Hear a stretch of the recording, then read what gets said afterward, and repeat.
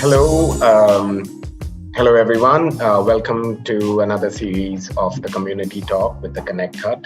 We have Shreya Ramachandran with us today, budding writer, in fact, with her first published book, The World's Within Us. And I'm really excited to have this conversation with her. I was talking to Shreya earlier as well, how till now we have been having this talk mainly from the perspective of people who are providers of help in some sort of a way, either mental health professionals, psychiatrists, people working in the area of suicide prevention, and basically emotional or mental health. However, we have Shreya with us, and the reason we have Shreya is because in her book, it's where we found a voice for someone going through mental health issues themselves.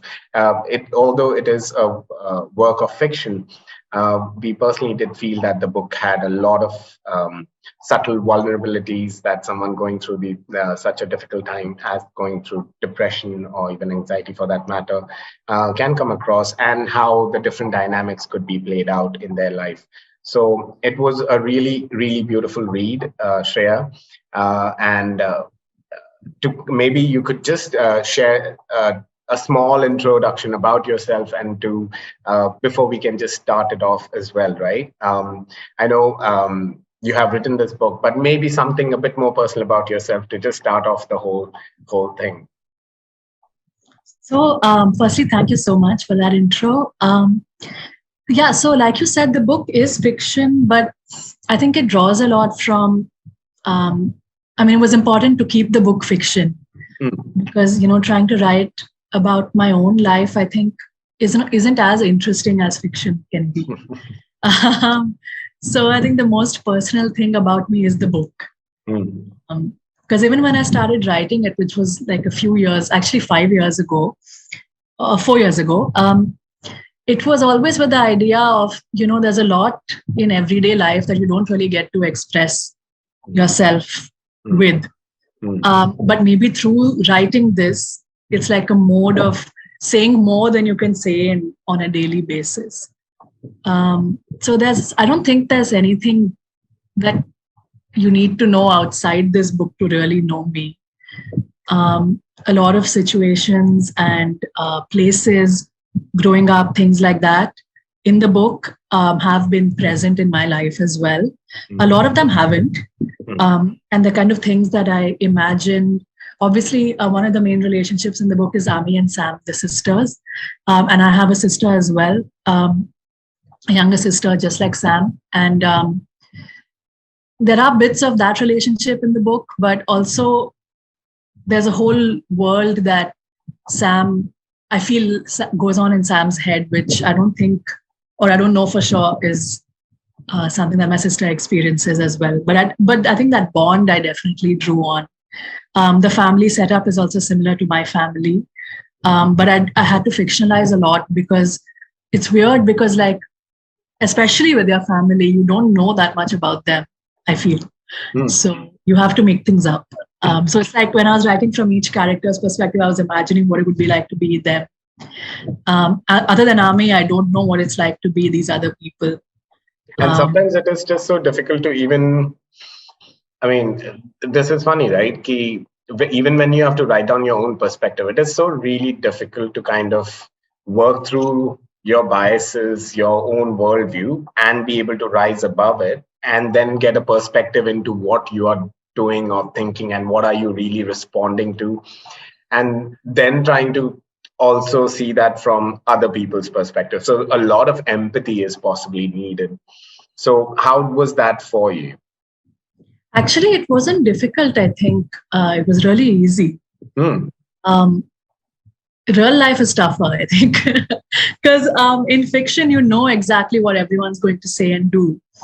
And then it kind of follows its own internal logic in terms of there's a main character, and then there's, in this case, Ami, and then a set of supporting or secondary characters, her friend Alicia and her family, and the people she went to school with on a smaller level, Michael, all these people. And the main character does something in one chapter, which leads to something in the next chapter. And so you know exactly what she's going to respond to in the situation. Similarly, like you've introduced all the other characters in a certain way. The mother is kind of like has a lot on her plate and she's trying to do the best that she can, versus the father's coming from a very different perspective of, like you can just imagine all the conversations the parents have had before the book starts, because Amri's on kind of like midterm, she's home, and it's like this kind of unsettling feeling for everyone. And Sam is obviously trying to keep the peace. So they're all introduced in a certain way. Yeah, I mean, the father with his very regimented state of mind, almost, where the years of experience, this is what life is, this is what it's supposed to be, these are the things you need to survive in life, and tick, and that is done. Yes, shit happens, but guess what? You have to do what a human being does, take the next step and keep moving, right? And then you're bringing up the mother, who is the voice of reason, who has to even play I think take some. It was lovely to see in this particular aspect, right? I don't know why I'm going into the father-mother relationship dynamics, but kind of coming from the perspective that the mother was equally able to take decisions and was taking those decisions, understanding what is needed. Maybe she was taking care of the emotional side of the family, while the father's taking care of the objective logistical side of the family, almost. So being able to kind of stick to that character personality even seems, I mean, for me it just feels like an impossible task, right? But what you're also seeing through the book is this writing class that it is coming out of, right? It's a class on writing that Amy is working on currently with a bunch of peers, including her sister, and the journey is kind of unraveled by each of those days, as well as each of the chapters and Amy's personal experiences as well. So let me just try and organize this, right? So let's start from the start, right from the start, where before writing, right?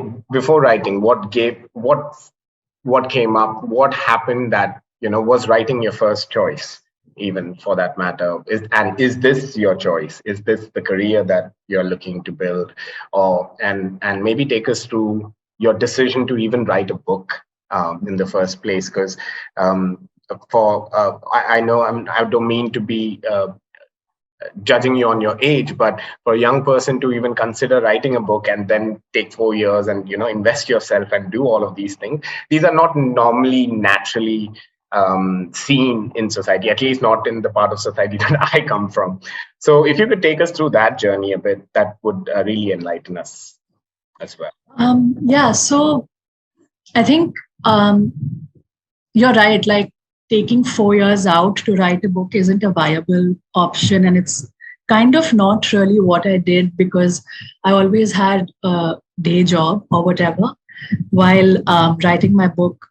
Also because I didn't know if I would write a book. And at that time when I started writing it, so I graduated from my master's in 2018, started working in 2018 in Bombay, and I started writing it in November of that year. And the first draft didn't take long at all. I finished it by January. But then the second draft took like a year and a half. Because like the first draft, you just kind of write. So there's this thing in every November called National Novel Writing Month, where like people from around the world try and write. I think it's like 1,500 words a day or something, 1,800 words a day. Wow. And the whole idea is that you just write and you don't like censor yourself or, because otherwise you would just never get to the next page, because you're like, okay, it shouldn't have been like that. It should have been like this and stuff. You just keep correcting yourself. Exactly. And you keep editing yourself. But the idea is you just write every day. And then at the end of the month, you have a novel, like a rough novel, and then you can edit it and things like that. And that method doesn't work for everyone. Some people like to edit as they go. But for me, it really worked, because I feel like otherwise, so I was doing that for a few years, although I never finished the novel. But I did it, I think, for like 3 years before that. like not continuously, but on and off every year. And it was always fun because you get to meet other people virtually who are doing the same thing that you're doing, and are interested in the same things. And there's forums and there's chats and things like that. So it was always a lot of fun.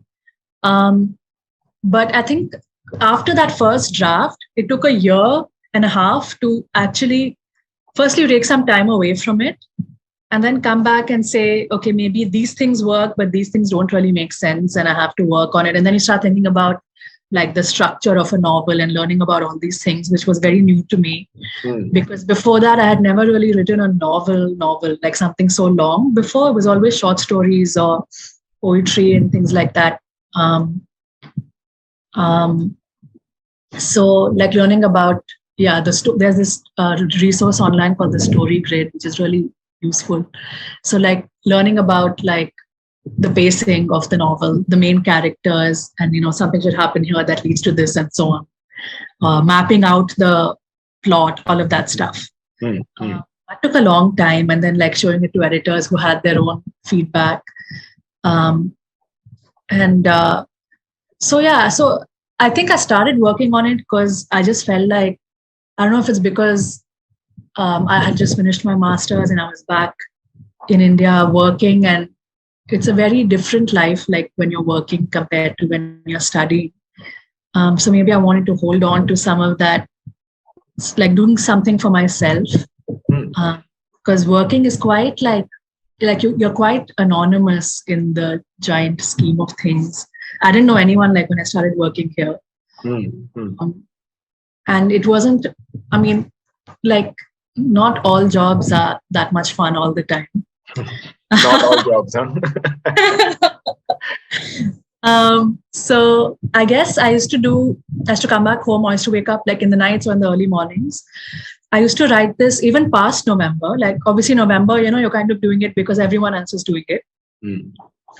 But I think I kept doing it after that because firstly, I thought that this was a story that, unlike previous stories that I started but didn't really finish, this was something that I just felt like I know. It just felt like really important for me to say it. And I know how to tell the story and I know what I'm saying. So firstly, it just felt very easy to keep writing it. And then secondly, I just felt like I want to do something for myself. And at that time, I didn't really know what it would mean to publish a novel and how you would go about doing that. And then once I figured that out, obviously, like ultimately, it is a decision you do just because you want, in my case at least, because I want to put this story out there. It doesn't make you much money. In India, at least, I don't know about how it is in other places. So it's, in my experience, it's not like a career option. So I'm still working like alongside the novel. But yeah, sometimes it's interesting, like the kind of, like some of the work that I do is kind of mental health related as well. So sometimes it's interesting, like the things that you do for work kind of end up impacting your writing, and especially my kind of writing, which is very personal. It's almost like you have to be careful what situations you put yourself in, because that's like the fodder for what you write. Or you have to get yourself out of certain situations because then your writing will be boring and no one wants to read that. So you have to maintain that line between honesty and also not alienating your existing relationships. Yes, exactly. I think that's why fiction really helps, right? Because you take some bits from people around you, but then it's almost like you take like one habit or one personality trait or something someone said, but then you don't really know the backstory of why they said that, where they're coming from, what happened when they were 5 years old to make them think like this, all of that. So you really have to make it up. And that's so much more, like for me, because I don't really write nonfiction. So for me, that's just so much more interesting than, like say I was writing about my own life and my own gap year, for example. And also you don't have such a bird's eye view of your own life. Because like you said, all these biases come in. Like, okay, this happened, but I know I'm right, but my family wants something else and all that. Like the same event, everyone in your the family. rationality you have to kind of maintain, but while still be like seething with anger, like that was not right. But I have to still have a rational outlook and maybe present that. And if you were writing a like memoir, you would just say, I was right all the time and no one else understood me, which wouldn't be a very interesting book. Fair enough. So, so what you're saying is essentially um, the inspiration for this book was kind of always there. You have been writing before as well, but it's never really gone anywhere. Well, it's not really completed any project as such, but this was a story you've kind of had a very personal attachment to as well, and you really wanted the story and message to kind of come out. Now, what is it about the message that made it so special for you? I think I want to really write about a family that's like a very Indian kind of context, a very like a context very familiar to me and how I grew up, because I didn't really see that too much in books. I saw it sometimes, but this whole like young person who doesn't know what they want to do with their life type thing, I'd seen more in American books than any other type of book. I guess I hadn't read too many Indian versions of that or South Asian versions of that. And it's so specific that like the gap year story is quite typical. Everyone has heard some version of it. But what is it like to make that kind of, or not make that kind of decision in a family like this, which is so like progress driven? And like we have to keep working, otherwise we'll lose what we have type of mentality. And like our grandparents didn't have this, our parents didn't have this, we have it, so we can't let go of it. And in that kind of environment, if you say you don't know what you want to do, it's like a societal crime, or like everyone kind of, you feel more judged because everyone judges you more. And even finding out that you have a mental illness, it's almost like, okay, I wish I'd found this out a few years later when I didn't have to talk to my family about it, or even that whole talking to your family about it. And it's, people always say that like no one talks about mental health in an Indian family, but I think it's broader than that, and no one talks about health in an Indian family. Like I feel like so many times I could drink water, sleep. Yeah, which is exactly. Obviously very important. I'm not blaming Indian parents here, but when it comes to health or any, yes, please continue.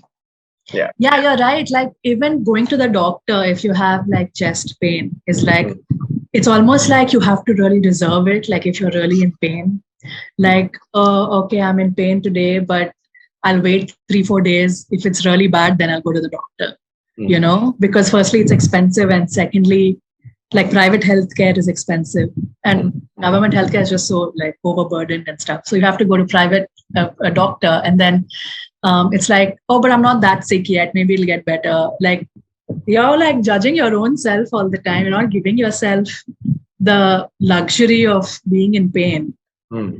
It's like, no, fair enough. Someone needs it more than me, so let them take the appointment. Only if I'm there's some guilt as well acting up there. Yeah. It's a combination of guilt and guilt and so many other factors that are typical to the, I guess, middle class or upper middle class, especially if you're growing. And it's like you're almost upper middle class, and it's like, oh my God, nothing should come in the way now. It types. No, and I mean, so kind of hearing what you're saying here. Your book is. So normally the Indian authors that I have probably read in the past, not claiming to be a great reader. I used to read quite a bit, but I've moved away from fiction quite some time ago. But it was really refreshing to read your book. But whatever I have read, right, I think mostly in an Asian context as well, there almost seems to be the stories written for the audience, almost, I feel, where there is a lesson that you get to learn. There is a moral of the story. There isn't a presentation of what life is for the person, but it is almost like a right, this is what happens and this is what you need to do, and guess what life is like. There's some trope, or there's some kind of a message that they are kind of central message that they are trying to send across, and they would go around across the plot to kind of give you that. From what you are saying, it's almost semi-biographical representation of the postmodern Indian family unit, if that makes sense in any way. We can have perspectives on this from a US or from a Western perspective, where people have been more open in this style of writing, even if I can put it that way. But from an Indian context, what does the Indian family look like now? Because we have changed, haven't we, over time? And what does it look like now? Mental health, or conversations around mental health, emotional health, is just beginning to drip into our conversations. For a lot of us, it's still kind of an alien subject, with a lot of stigma attached to it as well, right? So, like you said, I wish I had known it a few years later down the line, so that I would have been more equipped in having a discussion about it with my family, not literally while living under their roof. Um, so this is a very unique perspective, or unique Indian family unit perspective that you have tried to bring in through your work here. How do you see this helping out? Or, I mean, is there a message that you want to send out? I mean, you are saying that this, what you're trying to represent is this almost subtle melancholy that is existing in the Indian family unit currently around this subject as well, including the experiences that anyone would go through. But is there a message that you are trying to bring out from this as well? No, not really. I guess because there is an aspect of mental health in the book, in the sense of Ami finds out she has anxiety, and she's going to a doctor and things like that, a psychiatrist. People often say that there is a message, or it's like a mental health book, but I don't really know what that means. So not that I can think of. I didn't really write it like that. I mean, I guess the whole point is for people to try and understand someone else's perspective a little bit better, or the characters' perspectives in the book a little bit better. Understand fictional people, and maybe, like you said, that'll improve your empathy towards people or whatever. But I think a lot of fiction does that, especially character-focused fiction. You end up caring about the character, whether or not they make the same decisions you would make, or live in a similar environment to you, or even if they've experienced something completely different from what you've experienced, like the Hunger Games or something. Even Danielle Steele, who seemed to be dissed a bit in the book, I have personally read some book of hers as well. I actually haven't, so I shouldn't be dissing her. Amy. Yeah, exactly. So I think that's the only message. But other than that, no, I didn't really look at it like that, because I feel then you're not really focusing on writing the story, focusing on all these other things, like what someone else will think of it and stuff. And then when you're writing it, you don't even know if anyone's going to read it, much less a public kind of, you don't even know if people are going to read it, much less for it to be out in the world. So how is that for you? I mean, for a person, as you were saying, that you're also walking this line of anonymity with the work that you're doing, right? And this is almost your effort in getting an individual identity for yourself as well, if that made sense. So there is that seeking of identity, but does that involve does that involve writing the book and putting it out there, but there is no expectation for the book to do anything? Yeah, I think going back to the anonymity of it as well. Yeah, I think because it was my first time publishing anything, much less a novel. Like I hadn't been published in a magazine or anything before that, like a major one. I mean, so I didn't really know what to expect in the beginning, and it's still quite new. It's only been a couple of months since the book came out. But I feel very comfortable because there's a lot of writing that you do that no one ever sees. So maybe that would be a bit like I always wonder, when people publish famous authors' letters and everything or diaries, that might not be necessarily something they were ready to be public facing. But a novel, you're very conscious that people will read. It's a very polished version of your writing. And you go over it so many times, you edit it so many times that it's its own thing. It's not really like raw and personal anymore. Like it has a structure and you're very okay with people reading it and things like that. And like I said, like I feel like there's a lot of things that I want to say that are in the book, which I might not be able to, like if you sit and ask me to list all those things down, I don't think I would really be able to do that, or it might not even be natural in this conversation.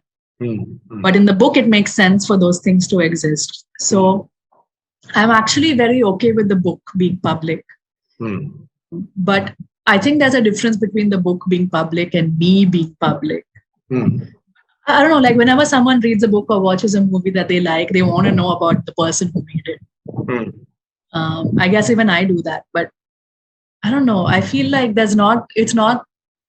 it's very different. Like the work that you create is different from, it's like for some of your thoughts and some of your just identity, but it's not all of it. And it's maybe the best part of it, or the part that you want people to see.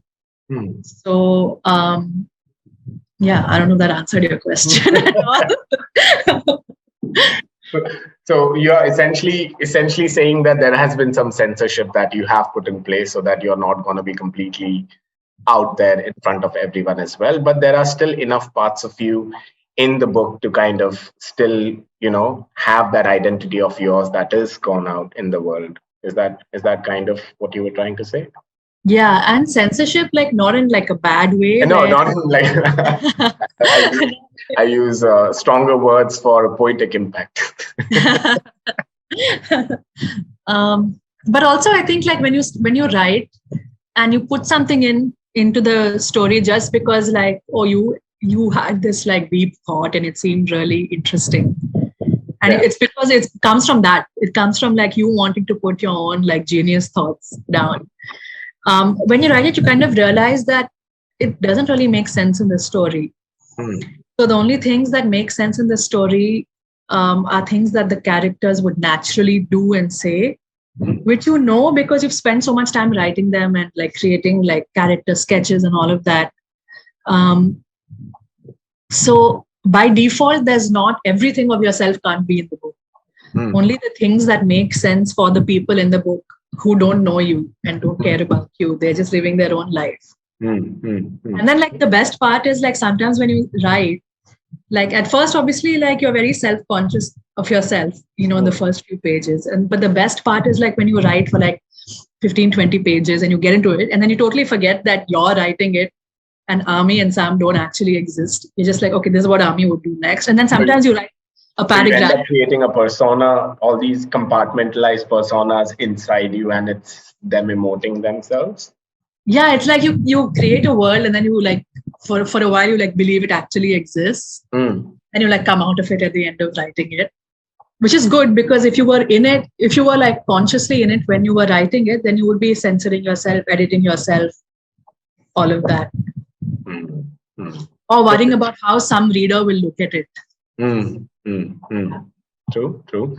And this is where that free association kind of comes up as well, I guess.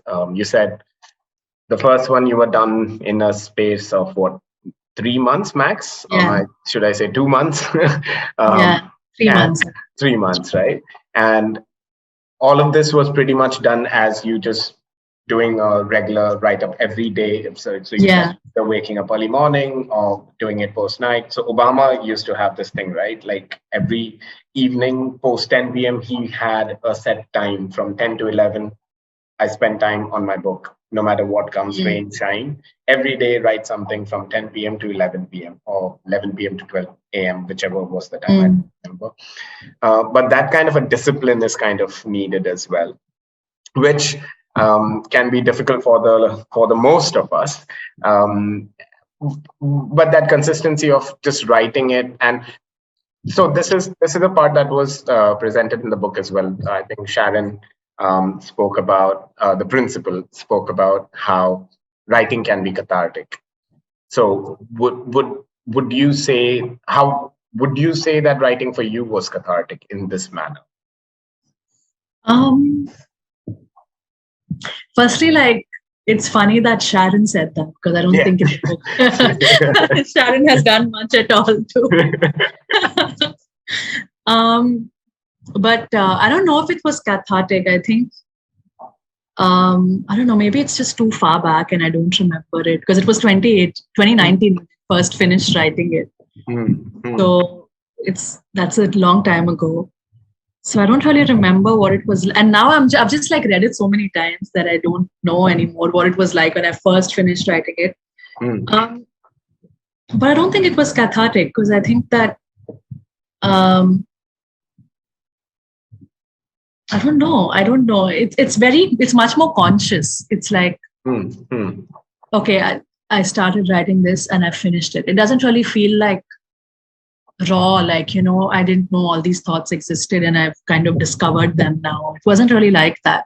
Because it's not that much, like all those things in the book didn't actually happen to me. Of course. So you would say this is more of a product of free association of an organized mind who has decided, right, this is what I'm doing. This is it's more like a product of, like, I know what this emotion feels like and I want to write about that emotion. And, characters that arise from that emotion and make sense to, like, describe that one emotion, that one feeling. And that's the book. But I don't feel interesting. So could you take us through that process a bit? What you mentioned here, right? It is about identifying these feelings or these emotions, and then building the characters and the personalities, maybe even, or the interactions between them through that. So how does that work as a process for someone?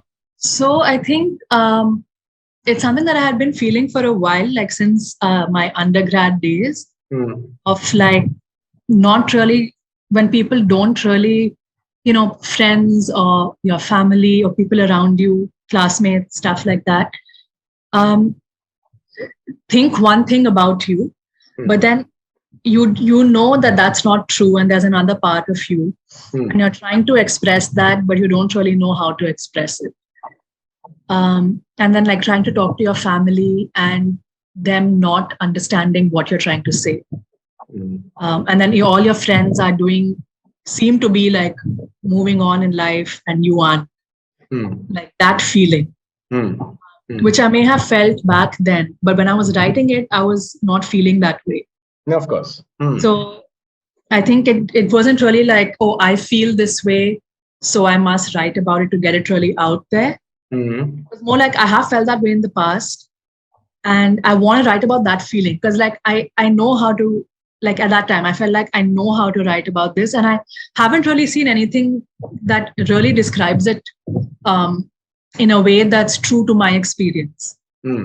So I want to write it because I don't really see it anywhere. But then when I talk to people around me, like my friends or people who've been through similar things, it's all true. It's like similar things are true for them as well. So I know that it's a part of reality and a part of our lives. But I just don't see it anywhere in any book or in any, like mainly books, because I used to read a lot.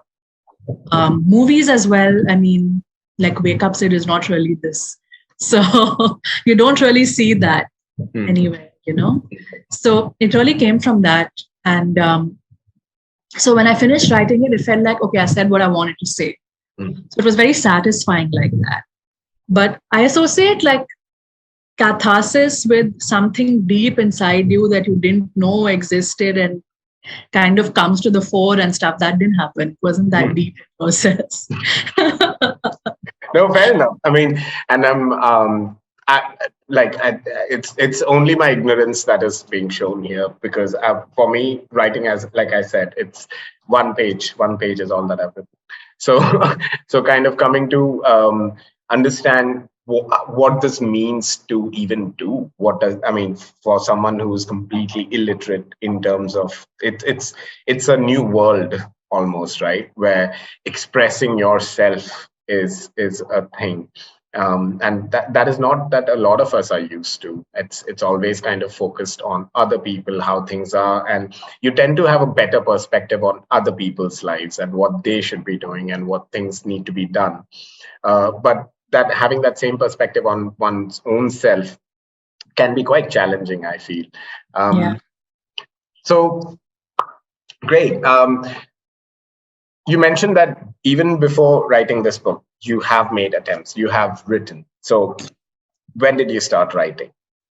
And I started writing like when I was a kid.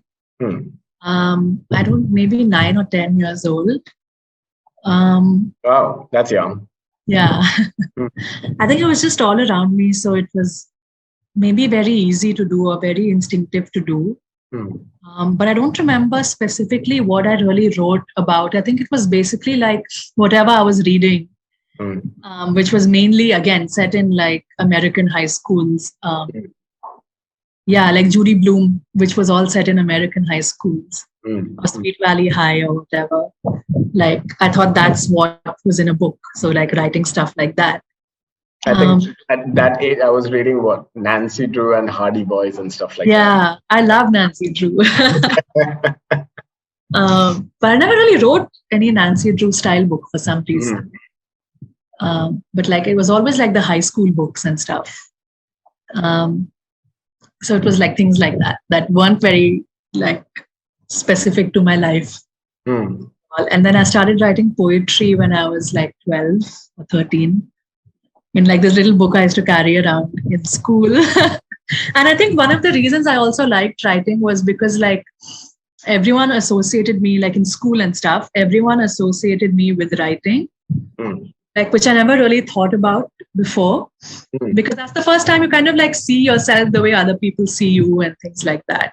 And I didn't really know like what my place was in among people around me.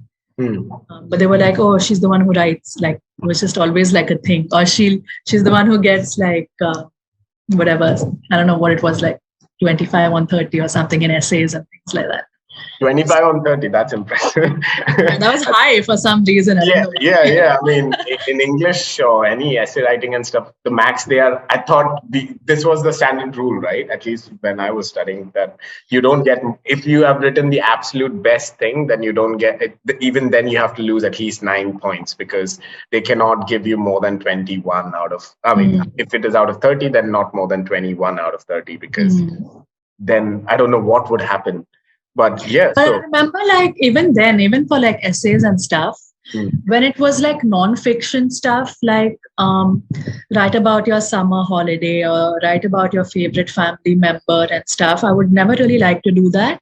But when it was stuff like they used to give us like this picture and say, okay, make up like a story about it, that was always more fun. Or like write a story that starts with. Why do you think that is? I think like I like writing about people like very different from me. Like I wrote about like older people or kids, like different in age, different in profession, different in nationality. And I really like that a lot more. Like it was a lot more satisfying. And I only have like 3 pages. So it was just so much more fun to imagine something different. And I always felt like whatever you feel in your life, somewhere that comes into even a story that's so different from who you are. I mean, with characters so different from you are, you take some emotion that you felt and you put it into that. So it has like a part of you, but it's a much more interesting, like you don't know what's going to happen. And I never used to plan what's going to happen once I started writing. So And a lot of times my stories would just end abruptly because like the page count would be over. And so many times I've like in exams, I've started writing an essay, which is like a story, like fiction, and then been like, oh wait, this doesn't make sense, and cut out 2 pages and start it again. So it's to always be short. My essays would always be short because I would never finish on time. Because I never planned it. I can relate to the not completing your paper with because of and also to the part of not knowing how this is going to end. That used to be my answers, basically, not even just for essays. Oh yeah, I've been through that as well. I've been through that as well. Where you're like, I don't know, it's like a 5-mark answer. Just making I was not at all into rote learning, right? So this was the only way I could write answers that, okay, this is the question, let me understand what this is meaning, and I will just start writing. Okay. So essentially this was the beginning of, so when I hear you say, right, about you being able to, you preferred writing about other characters, other people, those who were maybe a little less unrelatable to you. So it almost sounds like you were creating these worlds within you, and even from that age. And do you feel that this was something that came more naturally to you, or you had to work on it? Were there any things specifically that you had to aim for, any writing courses or classes and things like that that you had to be involved in to kind of hone your skills maybe, and also on these different characters that you're creating in your mind? And it sounds like you have to almost be like a method actor and be those characters, right, to kind of present that. So how is that for you? I know it was probably a complex question, so feel free to take your time. No, I think it's a good, it kind of goes with what we were talking about as well. It's weird because like when I was a kid, all the stuff came very naturally to me, of like writing about like a 10-year-old when I was not, a little older than that, or like a 30-year-old, or, people, just different people. And it came very easily to me. But then after that, when I was in, a little while after that, when I was, I think in the 11th, I did a writing program, a summer writing program. And that was a lot of fun. And that was the first time I studied creative writing. Like I had never really studied it before. Like I should just write a lot, read a lot, and my friends and I would talk about each other's writing. But we didn't really, I didn't know that you could, in a very formal way, I hadn't really studied it before. That workshop was the first time. It had a little bit of poetry, a little bit of fiction, a little bit of non-fiction, like essays, and a little bit of script writing. So that really helped me figure out like what types of writing I liked, what types of writing I didn't like, how to give feedback on other people's writing. And it was the first time that like strangers were reading my work and giving me feedback. So yeah, that was a very formal kind of setting. I actually really enjoyed it. So yeah, other than that, I never really, because in my undergrad and masters also I did the humanities, but more like history and stuff like that. So I think that was my only experience like studying it, and I took some online courses and stuff later. But yeah, not really after that. Tell us something about the title itself, The Worlds Within Us. What's the inspiration for that? And it's what can the reader take away just from that title, for example? So like the title came very late, came towards the end. It was called something else for a long time, which when I was working on it all that time. And then I think, so the book came out this year. I think it was like December last year when my editor was like, okay, we need a new title. Because it was a young adult novel. So it had to be something catchy. But it also, I didn't want it to be something too obvious. So that was kind of the balance that we were walking. And I think eventually we picked this. It was, I think my editor had a version of this. It wasn't exactly this, but it was something about the worlds. Like the word worlds was in a title that she suggested, which I really liked, like the worlds as opposed to world. And then I was reading Letters to a Young Poet, and he talked about the world within in terms of like your own, like when he's giving advice basically on what to write about. And he says, like, don't look outside, look at like your own childhood, things that you've experienced that you thought were very uninteresting, but could be really interesting for other people. And the world within in that sense. So I kind of put those two together and suggested the worlds within you. Because, I mean, on one level, it speaks directly to the reader. Because everyone has like so many things going on inside them that may or may not be visible on a surface level interaction with them. Or even if they're visible, it's not something that you really pay attention to. It doesn't stand out. Yeah. Versus what goes on, like you only reveal this much to people, and there's so much more under that or beneath that. So that was one level, and then the other level obviously was that Ami, like so many, like even within the story, there are so many kind of ways that Ami realizes that, you know, her grandfather had this whole life that she's kind of starting to understand, given her experiences kind of parallel his in a way with ill health, and like meditations on life in general. And then Ami realizes that Sam has all the stuff inside her that is kind of weighing her down in a way. So I don't know, it just felt like it made sense on the big little sister. Yeah, exactly. And I think they liked it because it was catchy and it spoke directly to someone who might consider picking the book up. So all those things. And also the cover designer of the book liked how it looked. Like I think there were like maybe 3 or 4 options. And he liked how this fit on the cover and just from a visual point of view as well. So I think it just worked. It was the emotional and logistical approach to this name as well. Yeah. It was the only title that met both those approaches. Yeah. Lovely. It's always great to balance things out, I guess. Yeah. Now, considering just a few more questions, I know we are kind of almost on the hour mark here. Would you like a small break, or would you be? No, I'm okay too. Yeah. Great. So, considering that there are elements emotionally, at least, experientially, at least, or maybe small personality traits that you have picked from people in your life as well, how was it for you to?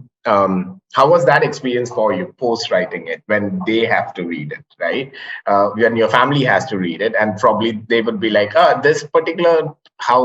this one is exactly like me. Are you sure? I'm maybe if they are not comfortable, right? I don't want to assume any risk over there, but no, there wasn't any risk. I mean, I think I've just seen some sitcoms, maybe that is coloring my view, or maybe giving this perspective that a lot of stuff can happen, especially people as soon as they start borrowing from their own life, right? No, I don't think there was nothing that I actually took in terms of incidents or anything. I think it's just like certain expressions or turns of phrase that my sister or my parents or my grandparents use, that the characters use. But other than that, I've honestly like never been in any situation like Ami has.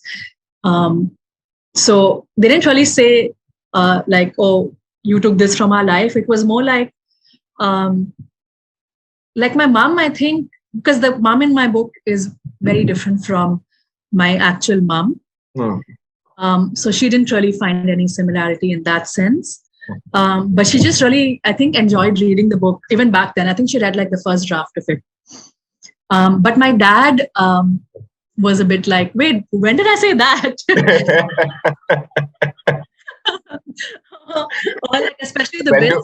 Do I really wear this? He's like, you can't tell people I wear this. Shorts to a funeral. Okay, that didn't happen. But he said, you can't tell people I wear lungis at home. Yeah, so this is the awkwardness I think that I relate to with a bit, right? Because you were saying earlier how you had to kind of revisit this, what you have written down quite a few times. And for me personally, if I've written down anything, especially if I'd ever maintained a diary of some sort, or writing down my thoughts for that matter, right? Or even attempting to write a book for that matter, it's almost practically impossible for me to read it again. The sense of awkwardness or almost nakedness that you feel like, oh, these are my thoughts that I've written down, or this is my representation of that evening, and that I have to read again, can be, I don't know, what has been daunting for me personally. So, have you experienced anything like this? Or if not, or if yes, how do you manage that, or how do you go through handling that? I think like now, see, like even when I write something now, I don't show it to people until it's done. Okay. So I guess because if they give me feedback as I'm writing it, then I'll get so self-conscious that I won't be able to keep writing it. Mm. Mm. So that's something that I do because I know that it'll kind of freak me out too much to then keep writing. Mm. Mm. But when something is complete, I don't really mind what people say about it. Like even when I showed my complete novel to my family, you know, they were like, especially my dad, he was like, okay, don't make this happen, change it to this, change it to that. This is stupid, don't do this, don't do that. But that didn't really affect me, you know. That almost sounds like the father in the book. Or even some of my friends were like, I don't like this book. Mm. But I was like, that's fine, you don't have to like it. Like, I think because I was just totally okay with what I'd written. That it didn't really, I mean, it's different if you're specifically asking for feedback. Like that also I did a few times. Like I had like beta readers who would completely had not read anything. And I would show the first draft to, or completely different people, I would show the second draft to. Just like, okay, you don't know anything about this book. You're reading it as if you've just picked it up. What do you think? Like, and they would give me feedback. Some of it I could incorporate, like, this bit is not clear whether it's in the present or the past. For example, a friend of mine gave me that feedback.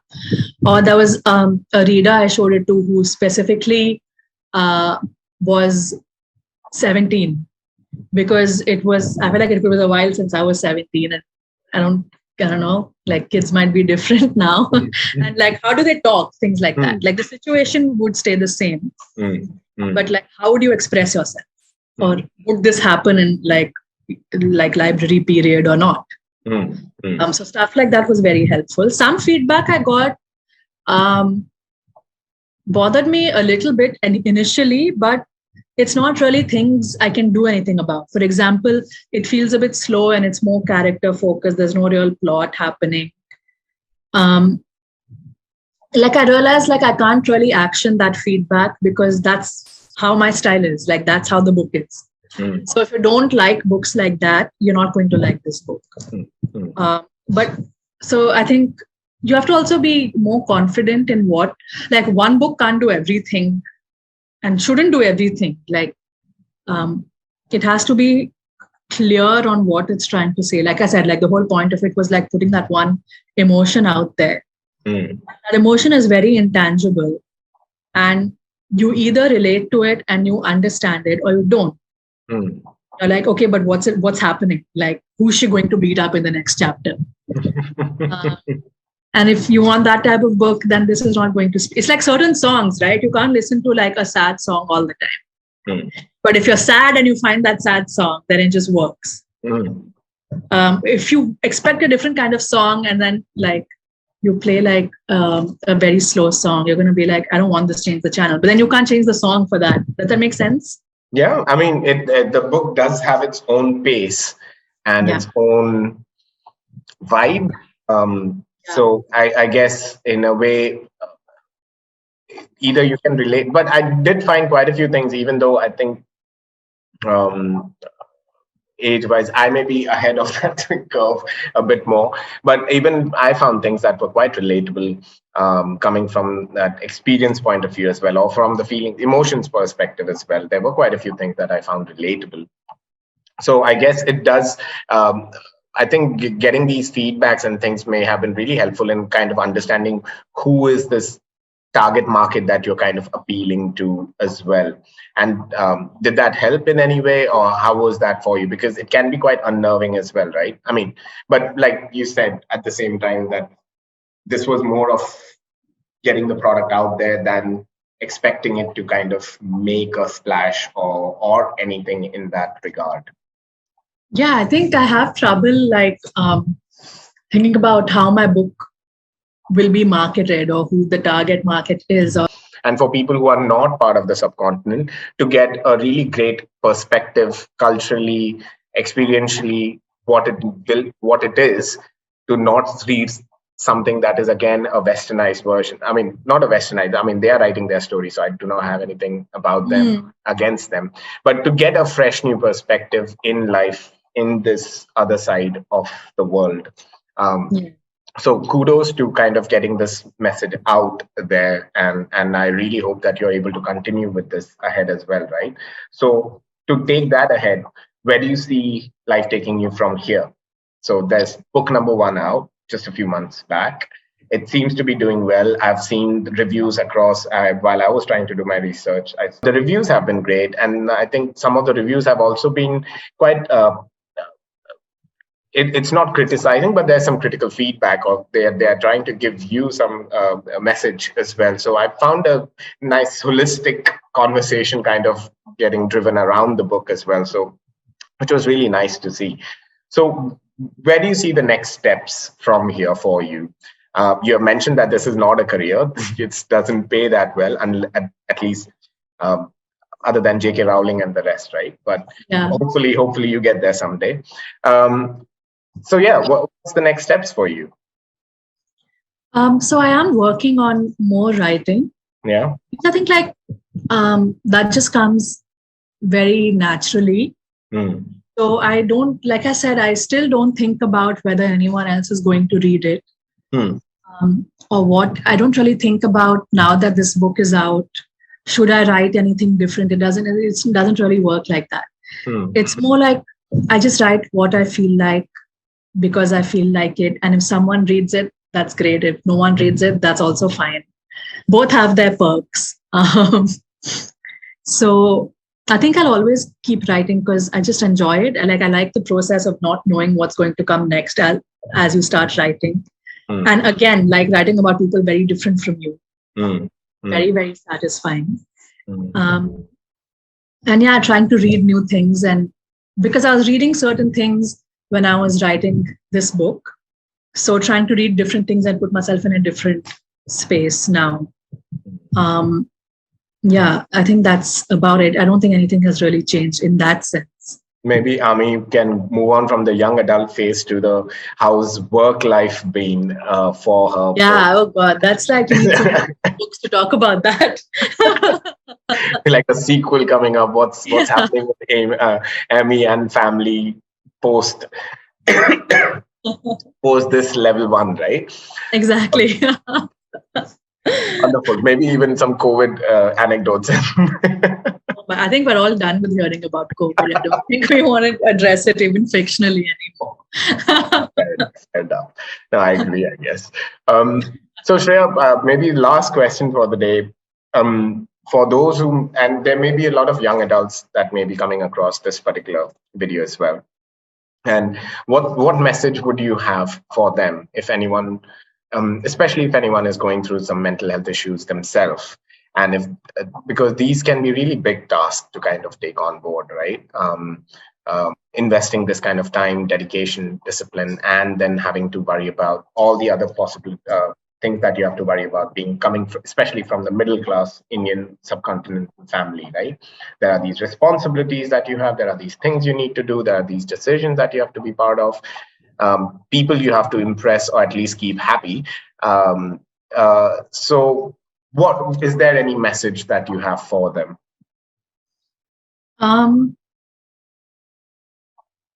I guess like if you're someone who enjoys writing, I mean, any creative kind of outlet, but specifically writing, because that's the one I know more about, then whether you want to write about yourself or you want to write about something completely removed from your world, you should write, I think, without caring what people will think about it if they read it. And that's the best. Like, I haven't always remembered that, but whenever I remember it, it's very, very useful advice.